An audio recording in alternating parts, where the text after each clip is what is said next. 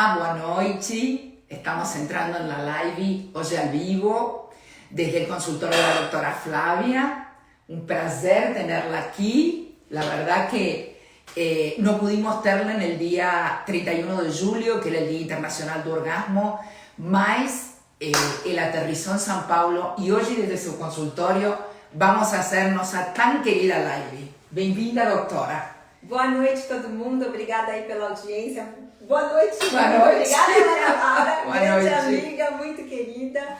E é com muito prazer que eu começo aqui essa live com vocês. De fato, me desculpo, no dia 31 não tinha condições por outros motivos e compromissos profissionais, mas estou aqui hoje para a gente fazer essa super live. Eu não sei como, super live, mega live da saúde feminina. Porque además tenemos a convidada de honra, ¿sí?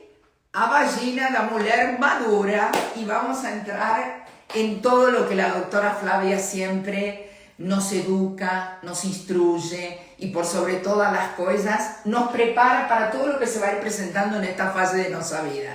Doutora. É um prazer enorme a gente poder ter uma oportunidade de conversar com as pessoas assim, de uma maneira mais aberta, mais tranquila, num ambiente que a gente pode considerar que é uma sala de visita de amigas. Primeiro explicando por que a gente resolveu fazer aqui no consultório. Porque claramente é no ginecologista que essas coisas todas começam a ser conversadas. Então a gente pensou, onde nós vamos fazer a live? No consultório. Vamos conversar juntas abertamente. Já recebemos algumas perguntas que a gente está empolgado em começar a responder. Mas também queria muito ver a participação de vocês aí ao vivo, para que a gente possa saber de fato o que a mulher contemporânea 2023 está querendo saber a respeito de tudo isso. Eu acho que é legal a gente colocar para você de novo, para quem estiver falando com a gente, a Maria Laura coloca a proposta do que o caminho faz na área da saúde, para a gente poder depois trazer a nossa contribuição para tudo isso. Bem, eu gostaria de explicar. Lógicamente, el camino, ustedes ya saben, tiene 4 pilares. Uno de los pilares es el de la salud femenina y entre ellos, lo más relevante que yo hallo dentro de esta fase de maturidad es la menopausa y todo lo que la menopausa trae y nos deja de secuelas o de mudanzas que tenemos que ir afrontando en el decorrer, porque ella siempre explica que la menopausa es un momento, ¿correcto? Exacto. El de la última menstruación. Y a partir de ahí, ¿qué es lo que se nos va a presentando? Yo siempre traigo desde el camino que de nada sirve hablar de salud y hablar de esta mujer si primero no revemos cómo está su autoestima y cómo ella está preparada para todas las mudanzas que le va a traer el cuerpo. Entonces hoy, pensando que ya la parte de la autoestima la tenemos trabajada y estamos abiertas a recibir este periodo de nuestra vida, la doctora Flavia va a hacer un pequeño resumen y a partir de ahí vamos a comenzar a hacer todas las preguntas que le haríamos a nuestra ginecologista no consultorio, na intimidad del estar aquí y no en una live. Vamos lá. Perfeito. Bom, por que a gente entende que cuidar desse momento da vida é tão importante? E por que a gente se alinha tanto? Porque claramente uma pessoa sem saúde não consegue tocar nenhum dos seus projetos. E aí, cuidar da própria saúde passa a ser e deve ser um dos projetos principais da vida da mulher moderna. Muito bem. E quem está passando por esse período do climatério, e a gente já começa a colocar aqueles termos mais conhecidos de vocês, né? Que seria esse período de transição entre a fase reprodutiva e a fase não reprodutiva, no qual, inserido ali no meio, está a menopausa, que seria a última menstruação. Mas todo esse período é um período mais turbulento, lembrando, parecida e mais ou menos, com a fase da puberdade. Todo mundo lembra muito bem quando entrou na adolescência, o corpo começa a querer se modificar do ponto de vista hormonal, do ponto de vista físico, a gente tem uma série de alterações e essas mesmas alterações, como uma onda, começaram ali na fase da puberdade, atingem um pico na fase da maturidade e isso dura bastante tempo, cerca de algumas décadas, e depois ele entra naturalmente numa fase do declínio. E esse declínio já é chamado do climatério. Começa com o declínio da capacidade reprodutiva, ou seja, pode ficar um pouco mais difícil já para engravidar, Mas depois começa também a ter um declínio da produção hormonal com uma série de sinais e sintomas que acometem assim com mais intensidade metade das mulheres, que são justamente aquelas que vão sofrer com os sintomas da menopausa. E dando uma passada muito rápida por esses sintomas, basicamente, quais são os mais importantes? A gente divide em 2 blocos. Existem os sintomas vasomotores ou físicos, que seriam as ondas de calor, a secura vaginal, a piora da qualidade do sono, a piora da distribuição de gordura no corpo, assumindo mais uma gordura na parte abdominal, perda da definição da cintura e dos quadris, tudo isso fica muito claro. A parte cutânea, né, com envelhecimento, com perda de colágeno, perda de elastina, aquele envelhecimento mais pronunciado, tudo isso mais na parte física. E na parte emocional, cognitiva, também tem muita coisa importante. Quais seriam principalmente? Uma maior chance de sintomas de ansiedade, de sintomas de depressão, uma maior dificuldade na concentração, na elaboração de projetos, na questão de cognição geral. Então é fato que o nosso cérebro, o nosso sistema nervoso central também sofrem com essa fase de falta de hormônios. Então tudo isso precisa ser trabalhado, precisa ser tratado e precisa ser escutado. E quem nos traz essas queixas são vocês, as pacientes, que vêm com uma determinada questão, mais importante ou menos importante. E numa dessas questões todas que mexem com o físico e com o emocional, está a questão sexual, que vai ser um dos grandes focos do nosso bate-papo dessa noite. Bien. Eu gosto muito do que traz Flávia em relação à ansiedade, à depressão e à parte cognitiva, porque muitas vezes eu sempre trago as estadísticas. Na primeira palestra que nós fizemos, a pergunta mais feita por o público era qual é o antidepressivo que tira menos a libido. E eu acho que muitas vezes, eu não sei se a palavra é por um mal diagnóstico ou por uma leitura muito superficial desta mulher, no consultório ou na terapia não têm em conta isto que está falando Flávia, que podem ser sequelas sim da menopausa e que talvez passando por el consultório da ginecologista, fazendo a dosagem hormonal e vendo o que se pode fazer para melhorar a parte hormonal, esses sintomas de ansiedade ou depressão podem melhorar e muito. Então eu acho que a visão é muito mais multidisciplinar da menopausa que só focada no ginecológico só ou no emocional só. É um conjunto. Exato. Bem. Inclusive, isso fica muito claro, porque hoje em dia, por exemplo, aqui no Brasil, o tratamento de menopausa ele é feito muito mais pelos ginecologistas e um pouco pelo endocrinologista, um pouco pelo clínico geral. Em países da Europa, nos Estados Unidos, por exemplo, grande parte dos profissionais que mexem com essa área são os profissionais primários, o clínico geral, o PCP, que é o Primary Care Physician da paciente. Então, por quê? Porque sabem que vai acabar se alastrando por todo o organismo. A gente não tem uma coisa restrita à área ginecológica. Mas não queria que isso diminuísse a importância dessa área ginecológica, porque claramente a gente acompanha como ginecologista a mulher por todas as etapas da vida. É no ginecologista que ela vai quando ela começa a ter as questões hormonais ali na puberdade, e também vai ser esse ginecologista parceiro que vai estar aí presente durante toda essa transição. Bem, então, vamos começar. Agora vamos a pôr manos na massa. Eu abri o questionário. Lógicamente, todas las respuestas van a ser anónimas para no comprometer a ninguna seguidora, ni do Camino, ni de FemCare. Mas la primera pregunta que apareció fue: doctora, ¿por qué se retarda o orgasmo a partir do momento que entro na menopausa? E eu adorei essa pergunta, porque ela já me resume muita coisa que eu preciso falar. O que acontece com a capacidade orgásmica, que é o termo que a gente usa do ponto de vista científico, com a mulher na fase da menopausa? Fica muito claro e nós vamos usar o molde para explicar um pouquinho para vocês. Então, como a Maria Laura disse, nossa convidada de honra, a vagina, está aqui com a gente.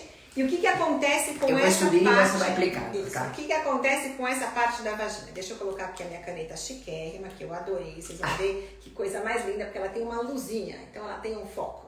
Então, a canetinha vai mostrar para vocês que aqui já estamos imaginando uma paciente naquela posição clássica, ginecológica, com as pernas afastadas, onde o ginecologista está vendo aqui a região dos grandes lábios. Lembrando que na intimidade dos grandes lábios eu tenho os pequenos lábios e depois, neste túnel, eu tenho o canal vaginal. O que acontece neste momento especificamente? Quando a mulher entra nessa fase de oscilação hormonal, todos esses tecidos da parte dos grandes lábios, dos pequenos lábios e do canal vaginal, onde eu tenho muitos receptores para os hormônios, principalmente para os estrogênios, entram num curto-circuito.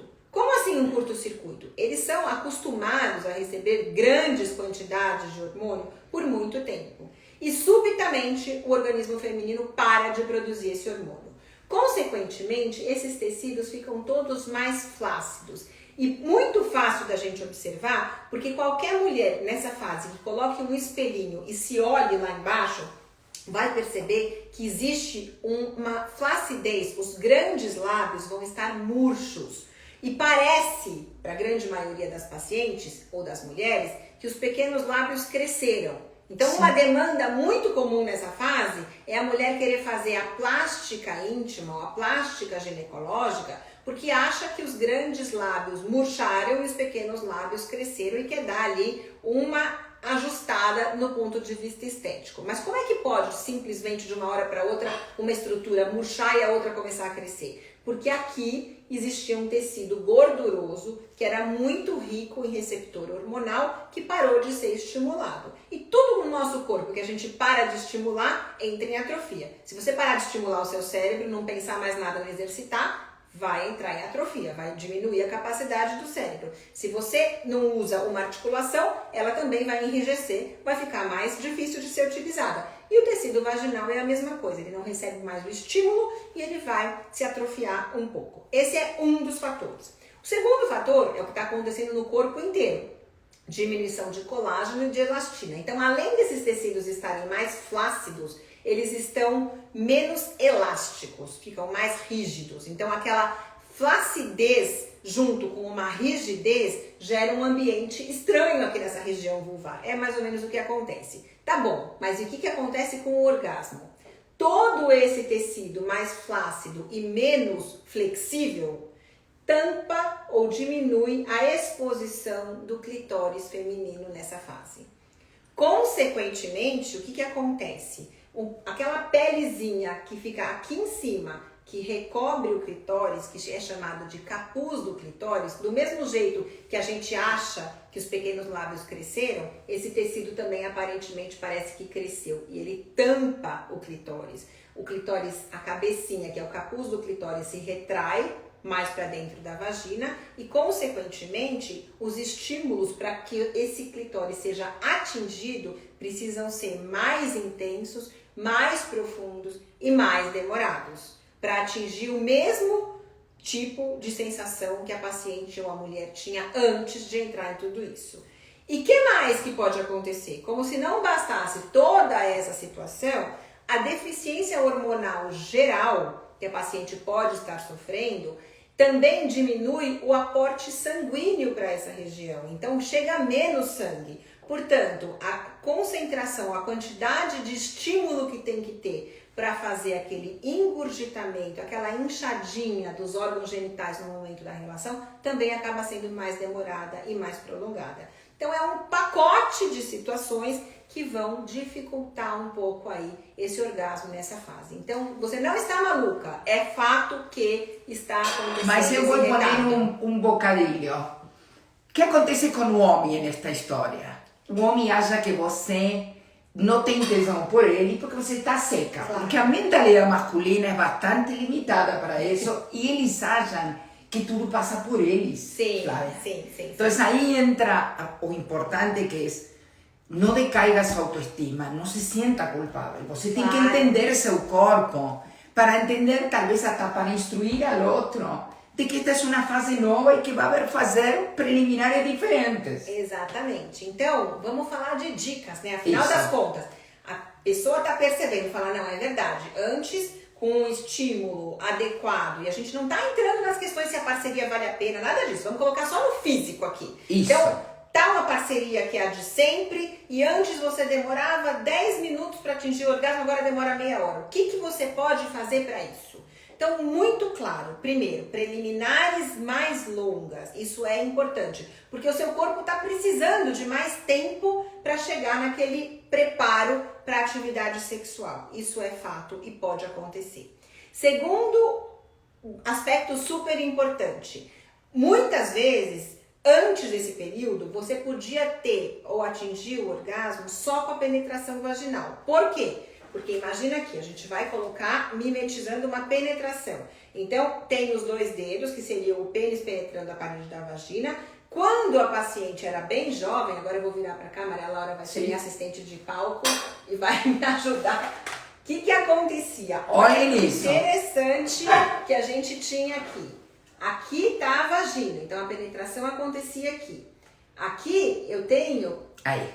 Beleza. Aqui eu tenho esse tecido amarelinho, que é um tecido gorduroso, que é aquele tecido que era rico em estrogênio e que ele afastava a uretra, que tá aqui, que essa aqui é a parte da bexiga, da parede vaginal. Então eu tinha um afastamento natural aqui e, consequentemente, a penetração não causava desconforto urinário, porque eu tinha uma proteção e, fundamentalmente, esse estrogênio aqui expunha o corpo do clitóris, que corre mais ou menos junto por aqui. Então, a penetração ela era capaz de atritar com o corpo do clitóris e não machucar a uretra. Quando começa a ter falta de hormônio, o que acontece? Esse tecido desaparece ou murcha, do mesmo jeito que os grandes lábios, que os pequenos lábios, tudo a gente falou. Essa uretra desce e ela fica aqui colada na parede da vagina. Por isso, tem mais infecções urinárias. Lógico, tem a penetração, dá a sensação de que o pênis está raspando na uretra, já dá um desconforto, já dá urgência urinária durante a relação sexual, depois aumenta a chance de ter infecção urinária no pós-relação sexual, e além disso, tem pacientes que quando atingem o orgasmo, que é extremamente constrangedor para alguma delas, perdem urina. Porque tá tudo, é como se você estivesse fazendo um estímulo sobre a sua uretra e não sobre a parede vaginal. Puxa vida, parece o pacote tragédia, né? Mas tem saída, não vamos sair daqui deprimidas, não precisa. A gente tem o que fazer, tem como tratar tudo isso. Primeiro passo é ter a informação e saber o que está acontecendo. Óbvio. Depois a gente pensa aí nas alternativas do que dá para fazer. Posso perguntar algo? Ponto G. Então, existe? A história do ponto G é um mito colossal, porque na verdade acreditava-se que aqui mais ou menos na parede anterior da vagina, a cerca de 3 ou 4 centímetros para dentro, existia um ponto que era o que desencadeava tudo isso. Mas não é assim que acontece. Como a gente já descobriu pelos estudos da anatomia, que é justamente aqui que corre o corpo do clitóris, toda a parede vaginal anterior é um grande ponto G, desde que eu não esteja lá machucando a uretra para dar uma sensação completamente diferente. Tenho uma pergunta um pouquinho picante, mas escutem. O que passa com o sexo anal e o orgasmo? Sim, o que acontece? Vocês percebam aqui que a gente tem... Aqui eu tô só pra gente se posicionar. Então eu tô com a bexiga aqui, o útero aqui no meio, esse transparente é a vagina e aqui atrás é a parte intestinal. Lembrando que aqui é o canal anal, aqui é uma região que a gente chama de reto-sigmoide, que é a parte baixa do intestino, e pra cá teria o intestino grosso subindo. Aqui eu tenho músculo, não sei se vocês sabem. Esses músculos são os que contraem, inclusive fazem com que a gente consiga segurar o conteúdo aqui do canal anal, com fezes, gases e assim por diante. Esses músculos, eles precisam ser relaxados no momento do sexo anal, com certeza. E eles não são tão fáceis, porque os músculos da vagina, a gente tem uma mentalidade de relaxar esses músculos da vagina que não precisa tanta coisa para que isso aconteça. Aqui já existe quase que um mecanismo de comando. Precisa relaxar, então você tem que mandar o corpo fazer isso. Essa região, a gente não precisa nem comentar, todo mundo já está muito sabendo que é uma região altamente contaminada. Então, por causa do conteúdo fecal, então a gente tem toda essa questão da contaminação. Mas mais do que isso, em relação à questão do orgasmo, se está tudo estimulado e com aquele fluxo sanguíneo bastante intenso, porque foi bem preparado, porque o parceiro ou a parceira já teve um cuidado de entender que você precisa de mais tempo, que está tudo mais devagar, mas não está errado, é uma fase da vida, esse relaxamento também pode acontecer e o estímulo geral pode desencadear o orgasmo. O que é muito importante falar? Mais da metade das mulheres, a gente ousa falar em coisa de 60% das mulheres, tem o orgasmo mais relacionado com o clitóris. Isso é fato. Então, aqui nós estamos numa região um pouco longe, até do ponto de vista anatômico. Portanto, existem muitas mulheres que acabam tendo a prática de sexo anal, com cuidados e com tudo mais, mas que falam, olha, eu não consigo atingir aquele orgasmo daquele jeito, são sensações diferentes. E são sensações diferentes porque todo o organismo feminino, ele tem receptores hormonais, ele tem receptores para que se conectem com a região de maior prazer. Então, é uma prática sexual que existe, que as mulheres precisam conhecer. Não são todas que são adeptas e a gente tem que saber respeitar isso com muita tranquilidade. Não é a preferência universal, mas aquelas que explorarem essa prática podem obter um prazer que seria um prazer diferente. E esse prazer vem de onde? Da definição do que é o orgasmo. São as contrações da musculatura pélvica induzidas por uma excitação sexual máxima. Então, esse músculo perto da uretra pode contrair. Tem mulheres que falam, a minha sensação de orgasmo é uma sensação como se eu tivesse uma urgência para urinar. E tudo bem, porque ela tem uma contração intensa aqui na região da bexiga. Tem pacientes que sentem uma contração uterina, falam, nossa, eu tenho um orgasmo que contrai o útero de uma tal maneira, me lembro até do início do meu trabalho de parto. Tem pacientes que podem sentir a sensação do orgasmo mais na região da musculatura perianal, falam, nossa, e tem uma contração importante dessa região. Tudo isso com prazer. E agora eu quero falar uma situação que já não é de tanto prazer, mas tem muitas... Sempre com preservativo? Sempre, sempre. O tanto de bactéria que tem aqui é uma coisa incomensurável. Não dá para imaginar uma situação dessas. E principalmente lubrificante, porque essa musculatura e essa mucosa retal não tem lubrificante natural, diferente do que acontece na vagina. Então aqui é obrigatório usar lubrificante, porque senão vai ferir a mucosa anal. É importantíssimo falar da preservação, né, de infecção com o uso de preservativo, tanto para o parceiro quanto para a parceira. Os dois estão se beneficiando com esse preparo. E além de tudo isso, na dependência da ordem que estão acontecendo as coisas, tem que ser a última das relações. Não se imagina ter uma relação ainda que protegida e depois ter uma penetração vaginal, porque a chance de infecções vaginais acaba sendo muito grande depois. Bem. Ok? Ok. A pergunta importante, por que a sequedade vaginal? Então, essa secura, o ressecamento que é induzido pela fase da menopausa, ele vem da falta de estrogênio na parede vaginal. O estrogênio era o hormônio mágico para trazer o fluxo sanguíneo, o oxigênio, renovar as células e fazer com que houvesse a lubrificação vaginal. Então, essa lubrificação sexual que a gente tem, ela não é só da parede da vagina, principalmente nas glândulas da vulva, também tem muitas células que produzem ali essa lubrificante natural para que a gente tenha essa lubrificação externa aqui. Mas a parede da mucosa vaginal também fica toda preparada. E quando eu não tenho hormônio nessa região, eu realmente posso ter essa queixa do sangramento e a penetração traz uma questão como se fosse um atrito. Recomendações de lubrificantes. Temos ótimos lubrificantes. Normalmente os melhores são aqueles que são à base de água, ácido hialurônico ou a questão de silicone, tá? Então pode ser água, ácido hialurônico ou silicone. E a vaselina antiga que o pessoal usava? tem coisa muito melhor. Vaselina dava muito efeito no sentido de alergia, longo prazo, corrimento e tudo mais. Então, vale a pena não usar mais a vaselina e usar esses outros todos. São muito mais modernos. Como é que se usa o lubrificante? Isso. Então, a gente tem uma diferença muito importante entre lubrificante e hidratante vaginal. Ah, porque tem as duas coisas. Tem, exatamente. Inclusive tem uns kits muito legais. Então, por exemplo, lá nos Estados Unidos a gente prescreve demais assim, os kits. Eles já vendem juntos, o lubrificante e o hidratante. Hidratante é para fazer que nem no rosto. Você passa todo dia, principalmente a paciente que tem queixa de secura vaginal. Passa com o dedo e tudo mais. O lubrificante é para a hora da relação sexual. Então, o que a gente faz? Aí, um pouquinho antes que você perceba que vai ter a relação, a paciente lubrifica principalmente Vem aqui, a entrada. vem cá, Flávia. Vamos mais pertinho. Então, principalmente essa região da entrada e, fundamentalmente, vamos montar nosso modelo de novo, para elas entenderem. Peraí, deixa eu só colocar certinho aqui. Para elas entenderem aonde é que tem que passar o lubrificante. Virando de frente.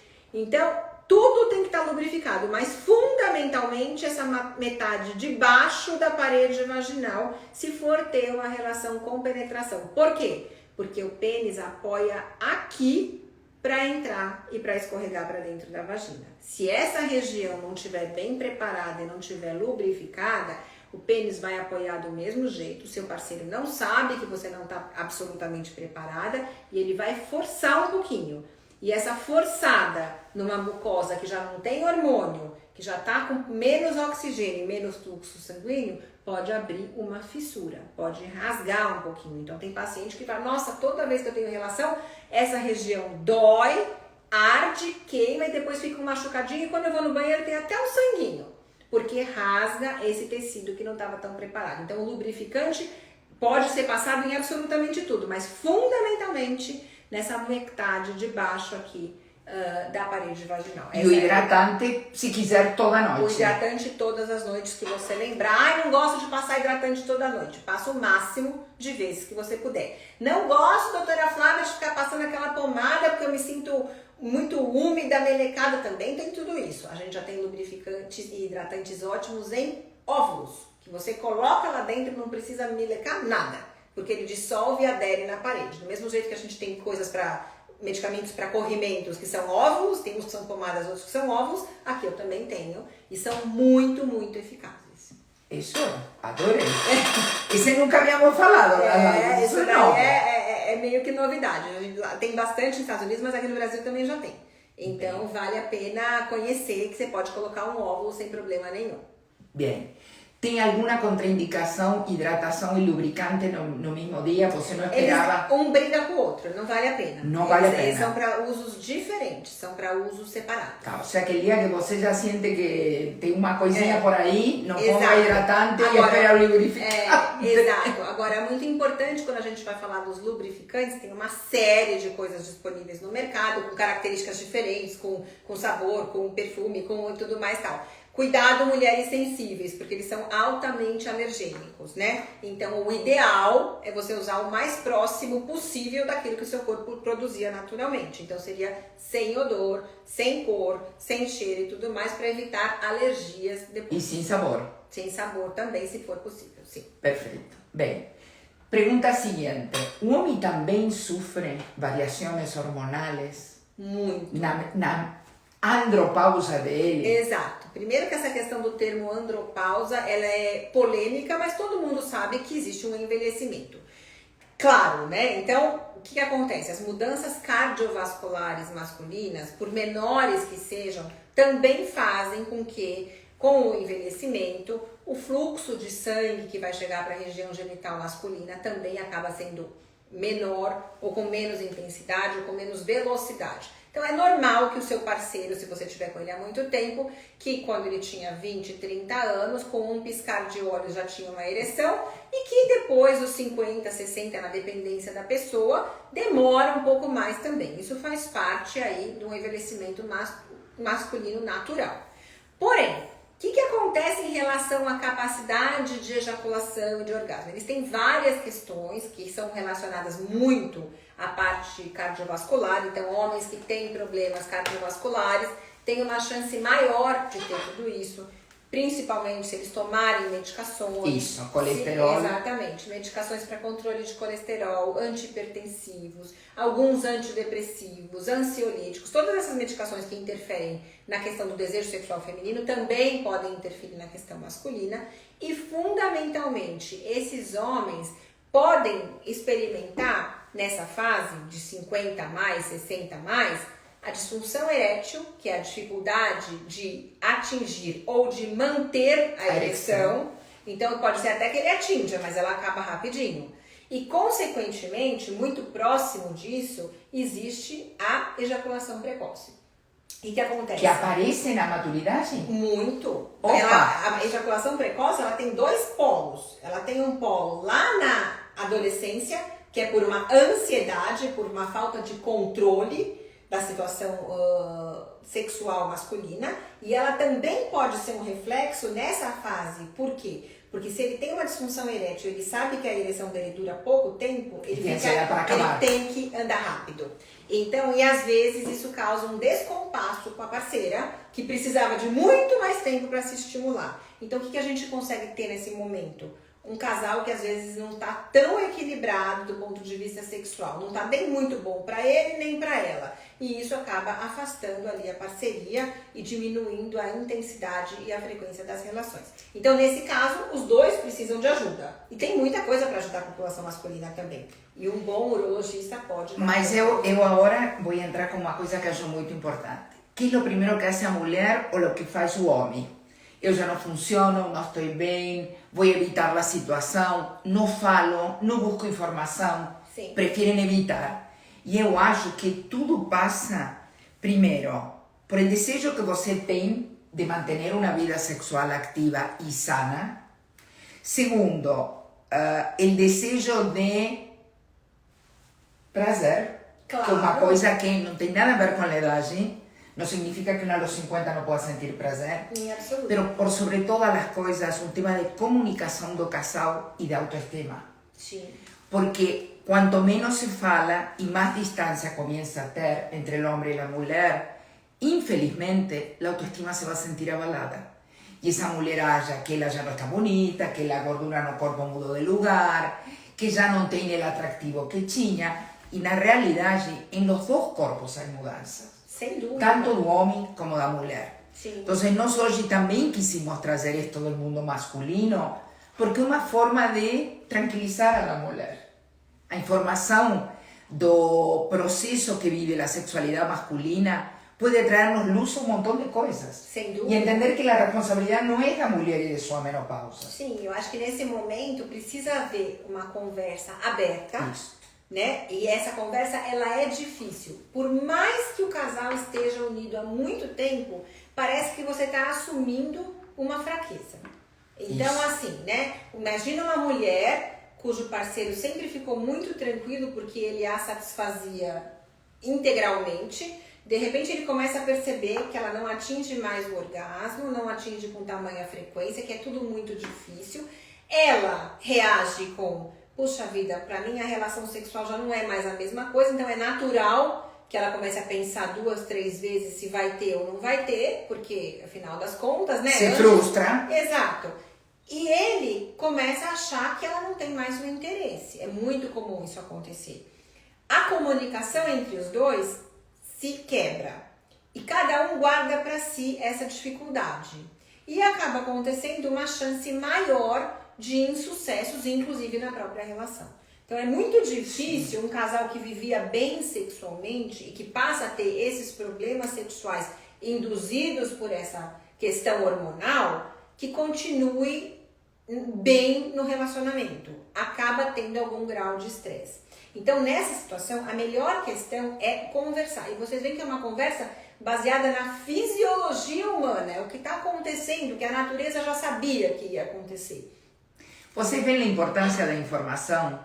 Vocês veem que muitas vezes esse casal que talvez sai a jantar, faz um programa, viaja, muitas vezes Sim. pensa que viajando, que yendo a dormir em um hotel, que volver a encontrar-se como eram jovens, não tem nada a ver.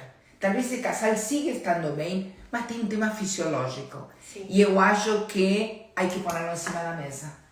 Com Hay toda que falarlo. certeza. Eu acho que assim, qual é o objetivo? Quando uma pessoa cultiva um relacionamento tão bonito e tão longo por tanto tempo, tudo que quer é desfrutar desse relacionamento no melhor momento. Então eu sempre vejo, né, participo ativamente aí do Caminho com a Maria Laura há tanto tempo, mas, por exemplo, linkado com todas as outras coisas. Então outro dia eu estava assistindo quando vocês fizeram a live da Síndrome do Ninho Vazio, que eu achei fantástica, mas por que não pegar esse momento desse ninho vazio e voltar a namorar? Exato. Não é agora, para você voltar a namorar, tem que ter corpo que funcione, tem que ter cabeça que funcione, tem que ter vontade. Porque senão, realmente, a coisa fica mais doída e grave do que ela já era. Además, lembre-se outra coisa, que nos traz Flávia sempre para a Organização Mundial da Saúde, desde o ano 1978, são os pilares. Os 4 pilares do indivíduo saudável. Então, a gente, para ser considerado saudável, eu tenho que estar bem do ponto de vista físico, saúde em geral, do ponto de vista psíquico, então a saúde mental tem que estar preservada, do ponto de vista sociodemográfico, cultural, então eu tenho que ter uma condição mínima de vida, de subsistência, acesso a alimento, saneamento e tudo mais, e do ponto de vista sexual. Então, por isso, hoje em dia, desde aquele grande marco que foi o reconhecimento pela OMS do que era ou de qual era a importância da sexualidade como um desses 4 pilares, ficou muito claro hoje em dia por que tem tanto movimento nas questões de sexualidade. Porque a partir dali ficou muito nítido que o indivíduo que não cuidasse dessas questões, ele estava abrindo mão de 1/4 do seu conceito de saúde. E não só isso, como influencia no humor, na convivência, na relação com o mundo. Sem dúvida. Não sabemos, uma mulher quando não está amada, você vê que a mulher está insatisfeita, não está feliz, está triste, está de mau humor, tem pouca paciência, está pavio oculto. Uma mulher que está sexualmente ativa e satisfeita, tem outra atitude frente à vida. Tem outra não postura. Tem como, e sabem que? Com tudo, desde o batom que escolhe, o cabelo que se arruma, a lingerie que vai comprar. Então, eu acho que é um aspecto ao qual uno le tem que poner o olhar e a atenção. Por quê? De nada sirve que a ciência nos dê 20, 30 anos mais de vida, Flávia. Correto. Que qualidade de vida vamos a ter? Em onde entra? Antigamente, se a mulher se preocupava por desfrutar, era uma prostituta, porque como ela vai pensar no prazer? Hoje é parte de sua saúde. Com toda certeza. E depende de nós como trazemos este conteúdo e esta visão de que toma um aspecto fisiológico. Exato, e que você tem o que fazer. Então, hoje em dia, a gente sempre coloca aquele mesmo modelo. Há 50 anos atrás, a gente não está falando de milhares de anos atrás, há 50 anos atrás, uma mulher de 50 ou 60 anos de idade era uma pessoa descartada pela sociedade. Total. Ela servia para ficar na cadeira de balanço tricotando o sapatinho para os netos. Era Correto. isso, e acabou. Hoje em dia, uma mulher de 50, 60 anos de idade está ativa, trabalhando, produzindo, contribuindo muito mais. Por quê? Porque ela está inserida num contexto de um mercado que exige dela uma série de coisas. E uma coisa também, a reposição hormonal fez muito isso. Muita diferença. Muito, porque ela está presente, está ativa, está com memória, está com energia. Exatamente. Porque que é o que nos sacou a menopausa e a falta de estradiol? A energia. Nem para ir à academia, nem para trabalhar, nem para fazer. Hoje ela está muito mais disposta. E é muito importante essa questão, a gente tem alguns marcos na evolução feminina, né? Então teve o marco da pílula anticoncepcional lá na década de 60, mas teve o grande marco da reposição hormonal na década de 80, 90, que também fez um looping, fez um sobe e desce. No começo todo mundo começou. Eu costumo conversar, quando eu tenho um bate-papo de reposição hormonal com as pacientes, falo assim, doutora Flávia, mas e essas questões de hormônio não faz mal? Falo, olha, a gente tem que entender o contexto. No primeiro momento, na década de 70 e 80, quando descobriram o papel da reposição hormonal, baseado em alguns estudos anteriores, todo mundo que estivesse perto da menopausa, independente se estivesse bem ou não, era mandatório receber hormônio, porque ele era considerado preventivo. Na década de 90 e no ano 2000, outros estudos vieram e falaram o oposto e realmente assim fizeram um terror na humanidade. Hormônio não serve para nada e dá câncer. Aí virou um pavor completo. Correto. Mas isso já é um conceito extremamente antigo. Já fazem mais de 20 anos que a gente sabe que isso não é verdade. Que uma reposição hormonal, quando necessária, que seria aquela mulher que está perdendo qualidade de vida por causa da menopausa, dos sintomas da menopausa, e quando bem indicada e bem controlada, ela tem um papel benéfico para a saúde. Mas ela tem que ser necessária, bem indicada e bem controlada. Eu vou dizer-lhes uma coisa. Essa falta de sono, essa vontade de chorar, essa sequidão vaginal, Ondas de calor, as ondas do calor, a mudança no apetite, no peso, não tem como não influir nessa mulher. E não só nela e em seu entorno. Total. Porque essa mulher que não está bem, se senta na mesa de jantar, está toda irritada, os filhos pedem alguma coisa, está irritada, o marido, tudo faz com que o clima tenha um efeito dominó. Sim. Por isso é importante cuidar este período e a esta mulher.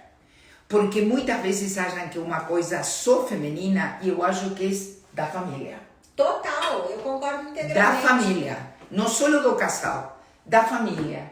Porque a mulher é o centro de muitas coisas. E uma mulher que está bem, ativa, deportista, tem outra energia, tem outra atitude. E ela faz com que o ambiente em torno dela fique muito melhor. Absolutamente. Então a gente está fazendo realmente, acaba sendo um cuidado familiar, eu concordo integralmente.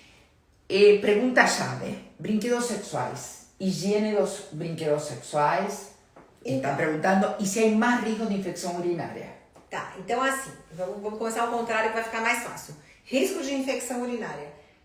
Pelo brinquedo especificamente, só se ele estiver em más condições ou não tivesse sido higienizado adequadamente. Então não seria ele. O risco da infecção urinária vem dessas questões que a gente já mostrou. Que ele aqui, por las que entraram depois. Então, essa parte aqui. Exatamente. Então aqui está a bexiga, aqui está a uretra, esse tecido gorduroso debaixo da uretra, que é cheio de receptor de hormônio.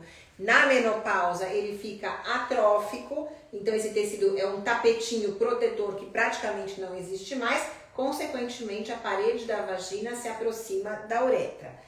Nesse cenário, se está usando um brinquedo sexual, por que está usando um brinquedo sexual? Tem mulheres porque sempre usaram a vida inteira e gostavam e tudo bem. Agora tem outras que porque passaram a ter dificuldade para ter orgasmo e tudo mais, começam, bom, então quem sabe um brinquedo vai ser a minha solução.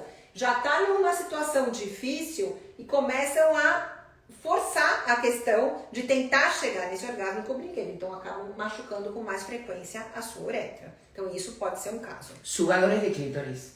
Todos esses brinquedos têm que ser bem cuidados, no sentido de que, primeiro, a pessoa tem que se sentir confortável com eles. Segundo, que tem que ser manipulados com cuidado pela paciente ou pela mulher e pelo parceiro ou parceira, se houver. Então isso é muito interessante. Não tem nenhum deles que seja contraindicado. Todos eles podem ser usados, desde que você saiba o que você está fazendo e que o seu corpo tenha condições para tal. Então, o sugador de clitóris, para uma mulher que tem um capuz de clitóris despencado sobre o clitóris, não vai surtir muito efeito e ainda pode machucar. Então, você tem que entender muito bem qual é o brinquedo adequado. E se você tentou uma vez ou duas vezes, o negócio não funcionou, por que não bater um papo com o seu ginecologista? Leva o brinquedo na consulta. Yes. Eu tive várias pacientes que trouxeram brinquedos.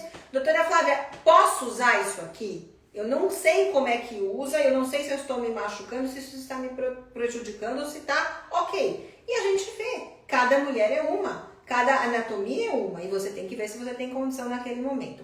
Agora, o que eu acho muito importante da gente falar, e já fazendo assim uma questão de tratamento para tudo isso, você não precisa ficar se machucando nas relações sexuais. Então, como é que eu posso preservar isso tudo? Mesmo que você não seja muito adepta ou afeita, pode baixar, a fazer, por exemplo, uma reposição hormonal, isso já está consagrado, que a reposição hormonal local na vagina, ela é extremamente benéfica até para pacientes que estão tratando um câncer de mama.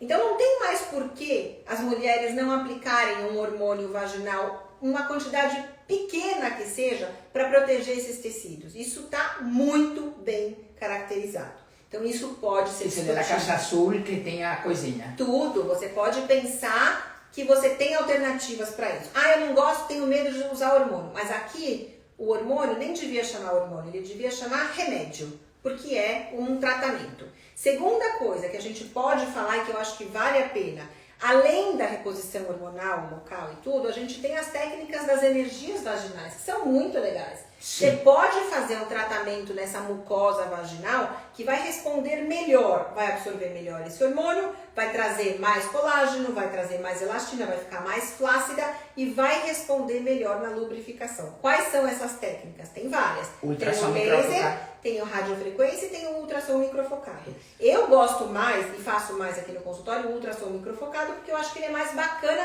no sentido de ser uma aplicação única, enquanto o laser precisa de 3 aplicações pelo menos e consecutivas. E é mais dolorido. O laser tem a dor, Isso. ou o ultrassom microfocado é uma Nada. técnica indolor, completamente Nada. indolor. Então, vale a pena. E o efeito na mucosa, se você fizer uma biópsia, depois não precisa fazer, mas se você fizer no microscópio, eles são técnicas semelhantes. Então, vale muito a pena para proteger a parede vaginal, para facilitar ali essa resposta que você pode ter a uma aplicação hormonal local e para fazer com que você tenha uma facilidade, ou pelo menos que o corpo tenha condição de desfrutar depois ali um pouquinho da questão sexual. Além dos benefícios da questão urinária, com melhora de fato da incontinência urinária, da urgência e assim por diante. Flávia, perguntam sobre fisioterapia do assoalho pélvico. Maravilha. Eu sou extremamente fã e favorável. Por quê? Porque fisioterapia é bom para qualquer um, em qualquer circunstância, né? Então, é uma técnica que é específica, que vai trabalhar músculos que a gente não consegue trabalhar se ninguém ensinar. É difícil. Não é fácil você fazer fisioterapia do assoalho pélvico e não é olhar o vídeo na internet e ficar tentando só contrair, relaxar. Aquilo lá é 1/100º do benefício que você pode conseguir com uma boa fisioterapia de assoalho pélvico. Então, são profissionais habilitados e treinados que vão fazer com que você desenvolva uma série de técnicas. A primeira delas é o que a gente chama de propriocepção, é perceber o próprio corpo e saber onde estão as coisas lá dentro. Qual que é, afinal das contas, esse músculo que eu tenho que contrair, que eu tenho que relaxar? Em que momento que eu contraio, que eu relaxo? E como eu tenho que trabalhar isso junto com a minha respiração? E, por exemplo, por que não, no momento de ter o sexo anal, no caso assim, para as mulheres que acham interessante, como é que aprende a relaxar aquela musculatura? Porque é tudo a mesma coisa, é o assoalho pélvico, é o tapete da pelve, caracterizado por músculos, por ligamentos e por esses tecidos. Além de aprender a contrair e relaxar os músculos específicos, eles têm aparelhos que medem a força que você faz em determinados momentos. E como é que você faz para controlar tudo isso? Então, eu acho fantástico. É muito difícil vir alguém aqui no consultório e eu, pelo menos, não sugerir uma fisioterapia de assoalho pélvico quando eu tenho qualquer queixa relacionada à questão urinária, à questão de dor na relação sexual, à questão de secura e tudo mais, ou a questões sexuais, mesmo que fora do contexto da menopausa. Bem, doutora, há mulheres que podem ficar anorgásmicas depois da menopausa? Sim, então às vezes o que acontece? A dificuldade de obter o orgasmo começa a ficar tão grande que ela perde a capacidade, porque começa a ter tão pouca frequência de relação e as alterações anatômicas já estão tão importantes que perde um pouco a capacidade de chegar ao orgasmo. Aí fica uma coisa muito importante, porque a anorgasmia, o termo clássico, o termo inteiro, cheio, seria uma incapacidade completa de atingir o orgasmo. O que a gente mais vê no dia a dia são mulheres que não conseguem mais atingir o orgasmo na relação sexual, mas na masturbação elas ainda conseguem. Só que daí a pessoa fica meio que viciada e dependente de práticas que só ela consegue fazer, o que acaba afastando um pouco a parceria. Então isso é importante, se vocês se encontrarem numa situação dessas, que tente dar a marcha ré e retomar alguma coisa, primeiro a conversa e a comunicação, obviamente, mas num segundo momento, dá essa dica. Se você encontrou um caminho sozinha que você consegue, inicie esse caminho para a sua parceria. Y por otro lado, vamos a traer ahora una parte, desde la parte afectiva y emocional. Eu acho que se o parceiro nos ama e se nós amamos a nosso parceiro, o objetivo é disfrutar juntos. Sem dúvida. Não importa se é com penetração ou sem penetração, Nem o momento é juntos. O amor tem uma questão de intimidade Sim. e de comunicação, não importa o formato. Porque muitos casais que em algum momento alguno sofreu ou algum câncer ou algum problema neurológico, não tendrían más prazer juntos. Sim. E, sin embargo, há muitos casais, depois de uma cirurgia de próstata, depois de uma cirurgia de ovário, mama. Então, eu acho que passa muito mais por la confiança, por la abertura dentro da relação e por, sobre todas as coisas, por onde passa o amor.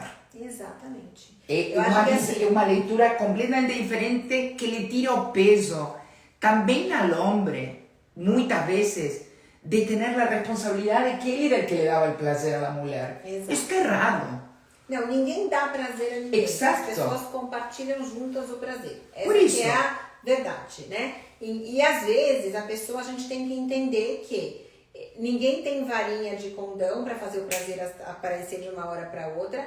Ninguém tem responsabilidade de saber o que o outro está querendo. Então, um casal que tenha uma boa classificação do ponto de vista de saúde sexual junta, tem que ter a comunicação.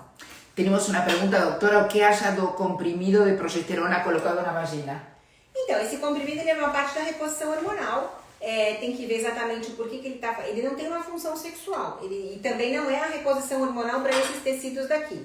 A proteção que a progesterona dá é no endométrio. Se você precisar proteger a saúde urogenital, teria que aplicar estrogênio, que pode ser na forma de comprimido, de óvulo, de creme, do que você quiser. Poderia falar de testosterona? Claro! Então, a testosterona é um hormônio, eu adoro falar de testosterona, inclusive, eu vim aqui agora, na verdade, vou dar 3 aulas sobre reposição de testosterona para os ginecologistas no Congresso Paulista de Ginecologia que acontece essa semana. Mas, o que é a testosterona? É um hormônio que está relacionado ao desejo sexual, ao prazer sexual masculino e feminino. As mulheres têm 1/10 da concentração de testosterona dos homens, mas elas têm testosterona e precisam ter testosterona. Quando eu estou frente a uma dificuldade sexual, eu não posso falar que a culpa é da testosterona, mas ela pode estar envolvida em todo esse processo. Então, depois de uma avaliação muito criteriosa, às vezes as mulheres recebem uma reposição de pouca ou pequena dose de testosterona, mas que pode ser muito benéfica. Quais os benefícios principais? Quando bem indicada, ela tem um papel na resposta sexual, principalmente na fase do desejo sexual. E ele tem uma ação que a gente chama de sinérgica, quer dizer, trabalha junto e positiva com a parte do estrogênio. Então, o estrogênio vaginal junta com a testosterona e eles trabalham muito bem conjuntos.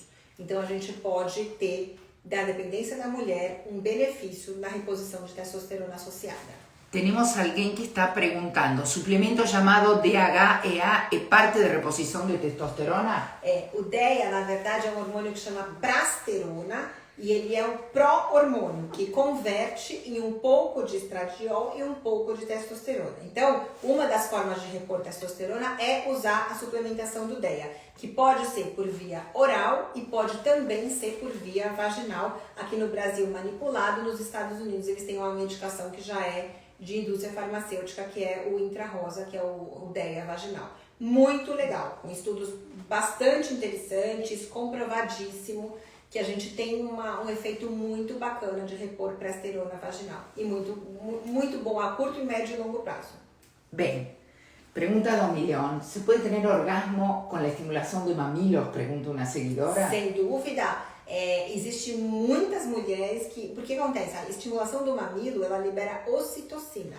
Ocitocina é um hormônio de aproximação. Por isso que tem mulheres, por exemplo, que sentem prazer, inclusive com muito respeito, mas de um cunho até meio que sexual, no ato de amamentar. É uma sensação prazerosa trazida pela mulher. Então, o mamilo é um órgão sexual. Isso a gente vê muito claramente nas pacientes que sofrem com câncer de mama e que precisam fazer a mastectomia ou remover o mamilo, ou desintegram o mamilo e depois recolocam alguma coisa dessa, que perdem a sensibilidade mamilar, que contam claramente que houve um prejuízo importante no estímulo sexual. E tem pacientes, isso é muito interessante, orgasmo, isso é uma coisa que eu queria muito deixar claro para vocês. A gente pode ter orgasmo em qualquer parte do corpo.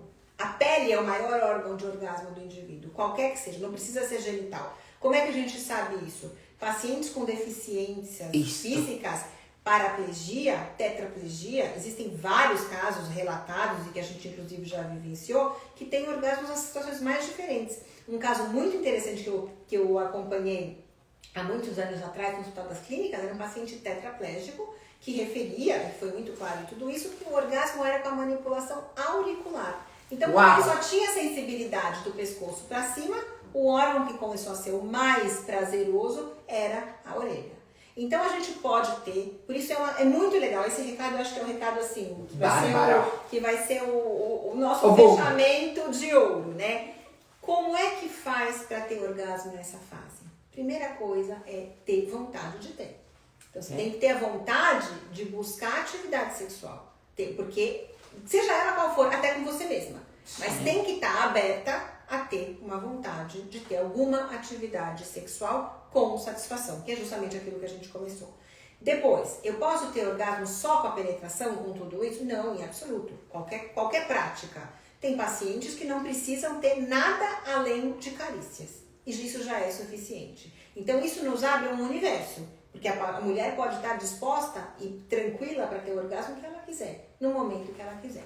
A gente só precisa ter uma condição de ter uma intimidade, ter um relacionamento que vale a pena, ter uma parceria, ou não ter esse relacionamento e não ter essa parceria, mas que tenha com você mesma. Desde que isso Posso agregarles algo? Ela se tiene que sentir merecedora de poder ter prazer. Sim. Passa muito por um lugar de eu me dou o espaço, eu me dou o tempo, eu posso desfrutar, por que não? Por que não permitir-se? Muitas vezes a mulher fala, eu corro tanto, trabalho, meus filhos, minha casa, meu marido, não tenho tempo. Não, isso é mentira. Eu acho que uno tem tempo para o que uno põe atenção. Então, se realmente você entende que sua vida sexual é saudável, faz parte de um todo, como sua saúde, é importante sim abrir um espaço, aunque al princípio tenha dificuldades, aunque al princípio não consiga chegar a um orgasmo, mas reconectar-se com seu corpo e por sobre todas as coisas com você. Dificilmente você vai poder estar em uma relação com uma parceira ou um parceiro se você não entende de seu corpo, de suas necessidades, de seus tempos. Então, por que não? Hoje pode ser um dia para começar. Sem dúvida. Talvez não foi hasta ontem, tudo bem. Mas a gente vai ter muitos anos por delante. E claramente faz bem à pele, faz bem ao humor, as emoções que estão vinculadas e por sobre todas as coisas, sentir-se vivas. O que te parece? Eu acho que a gente está passando um recado que é a base da feminilidade, você explorar a sua condição de mulher, que é o mais importante de tudo isso. Uma mulher que seja sentido completa, que esteja saudável e que se sinta satisfeita. E não importa a idade, tá? Nenhum. Que isso fique muito claro. Esta live pode ser para qualquer idade, na medida que o objetivo seja disfrutar-se. Primeiro uma com uma mesma e depois em uma relação.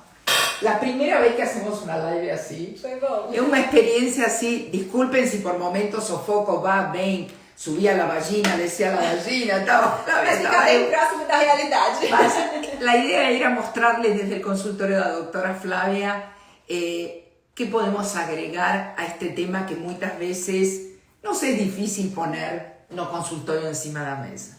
Flávia? Sem dúvida. Beijocas. Porque sempre la despido de um celular a outro celular. Muito obrigada. E não se encabulem de conversar a respeito. Nos grupos, nas mulheres, com os seus médicos. Todo mundo tem o direito a ter essa informação porque faz parte da sua saúde. Isso vale a pena. Senhoras, fica gravada. Vai estar no site da Flávia, no Portal do Caminho e vai estar com formato de podcast a partir de quinta. Así que quien no pueda asistir va a treinar, está no carro, indo a la praia final de semana y quiere escutar. De todas formas, si teu desejo es estar informada, la live vai estar aí para você. Muito obrigada Flávia. Beijo para todo mundo. E até a próxima live com ela. Obrigada, gente. Boa noite.